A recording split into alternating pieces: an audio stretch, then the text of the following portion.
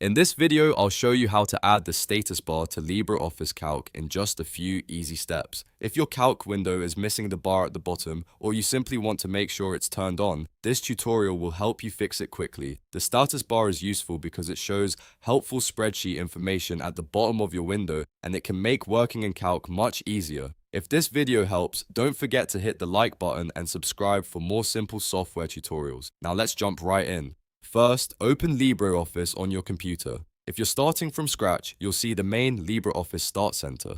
On the left side, under Create, click Calc Spreadsheet to open a new spreadsheet. If you already have a file you want to work on, you can open your existing spreadsheet instead. Once Calc is open, take a look at the top menu area. Next, click View in the top menu. This is where LibreOffice keeps display options that control what you can see inside the worksheet window. After clicking View, look carefully through the drop-down menu for an option called Status Bar.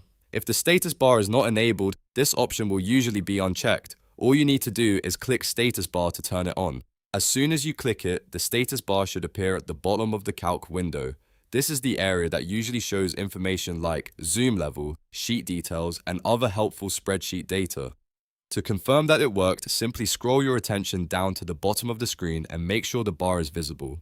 If you don't see it right away, double check that you clicked the correct menu item under View. Sometimes users accidentally click somewhere else in the menu, so it's worth confirming. Once it's enabled, the status bar should remain visible whenever you open Calc, unless you turn it off again later. That's really all there is to it. You've now learned how to add the status bar to LibreOffice Calc in just a few clicks. This is a quick but useful setting that can make your spreadsheet work feel a lot more organized and easier to follow. If this tutorial saved you time, please give the video a like and subscribe to the channel for more LibreOffice and software how-to guides. Thanks for watching, and I'll see you in the next one.